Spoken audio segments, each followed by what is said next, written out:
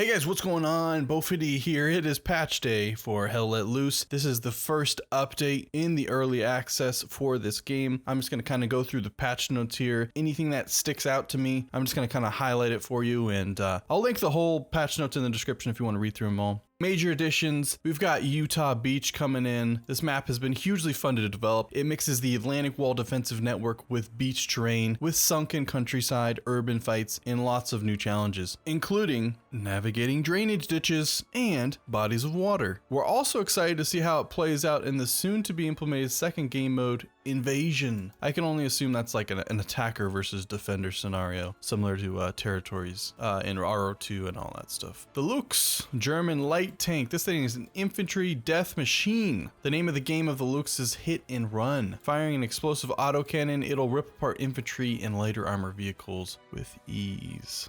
Nice. We got the Stuart American light tank, similar to a more lightly armored Sherman. If Shermans weren't lightly armored enough, the Stuart relies on its speed to quickly flank and strike. Using speed to strike will be crucial to your survivability. We got resource nodes coming in as well. Fuel, munitions, and manpower resource nodes added to the engineer role list of deployables. Resources have also been reduced to 500 from 1,000 in order to better balance out resource quantity and encourage resource node placement. Make a splash with water? Now water functions in-game to slow players down as it gets deeper. Submerging yourself will also cause you to drown. Boy, that's exciting. Gameplay and performance. They reworked tracers for better performance, visual quality, depth, and light. Guess what? They're now 3D.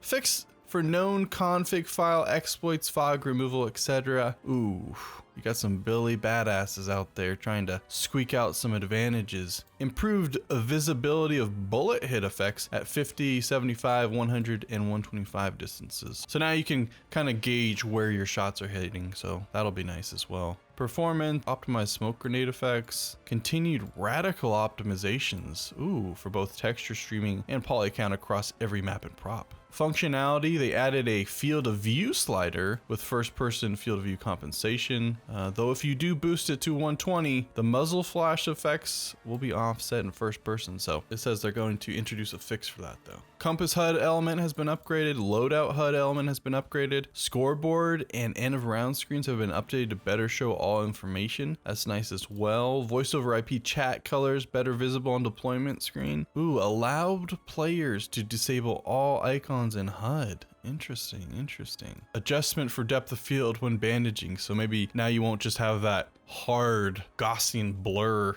effect on your screen. Maybe it'll be a little bit of a smoother transition for that effect. Dismembering critically wounded friendlies no longer counts as a TK. Finally, I can throw my nades in peace. Added option to allow you to hard toggle chat box visibility. Thank you. Updated medic revive icon. Tank UIs have been updated and will continue updates. Tanks have a new reticle for the whole MG. I found that once they dropped the sensitivity, I was able to, aim the whole MG just fine with the tracers, but suppose a reticle could help just kind of make things easier. Sound effects. Artillery sounds reworked in order to create a less muddy dynamic range with increased modular debris fall off. Alright. Close bullet flyby sounds have been reworked. Hertgen Forest, overhaul of central strongpoints to introduce stronger fortifications and more solid cover. That'll be nice. Added fog to better help with longer range depth perception. How about that? Gonna have a little fog on Hertgen now too. St. Marie du Mont, altered layout of hedges to better allow tank access. Okay, so maybe now you're gonna have some alternate routes you can take. That'll be nice. Lower total sun brightness to reduce clipping on highlights. That's nice as well. Foy fixed tank collision issues on small props. Thank you very much. It was very frustrating running into fences that you could go through, some fences you couldn't go through, barbed wire, same situation there. Added select cover in trenches and locations that caused meat grinder pushes through open ground. Wait a second, I thought that was just Foy. That should be nice, as there's some situations where, you really just have to go across an open field, so hopefully that'll help get you there. Visual improvements, added depth of field effects to weapons for hipfire and ADS. Interesting. Post-processing effect has been added to all UI screens to give them added vibrancy and visual quality. Ooh, starting to overhaul the main menu screen in preparation for cosmetic / progression systems. So it's coming now. If they're telling you in these notes it's coming, then it's coming. Artillery explosions have increased debris now matching the audio. Good to hear. Good to hear. What else we got? Bug fixes. Fix for issue where tracers may not be correctly aligned with the direction of fire for light machine guns and tank machine guns. I remember when I first started playing, someone told me if the tracers are hitting them, your bullets aren't. So it's good to see that that'll be fixed. Change map window can no longer be stuck on screen if active when a game ends by victory. Thank you. That's a very annoying bug. Fix the issue with reviving a player who was crouched before he was shot, as he would appear to jitter in third person after having been revived. I think we both know what that's like. Fixed cases where it was difficult to determine speaking players in the UI. Yeah, sometimes it'd show you talking or it'd show no one talking. It was very odd. Currently working on. So these are some things that are in the pipeline. Unit management features such as locking and kicking. Continued overhaul of stock UI and HUD features to make them better looking and better functioning, including pinging, marks, commander screen, role selection screens, vehicle HUDs, artillery HUDs, heavy weapon HUDs. Everything's gonna get a little bit of a boost, man. So get excited for that. Continued digging of server browser display issue, progression system, stat system, cosmetic system.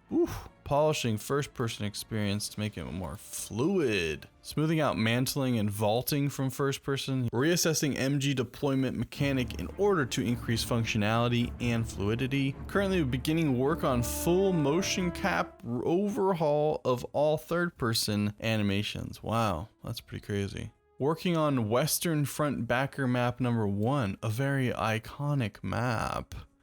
Ooh, we can only begin to speculate what that might be. Working on Western Front urban map, also a very iconic location. Yeah, let me know in the comments what maps you think these could be. I'm curious to see what they go with.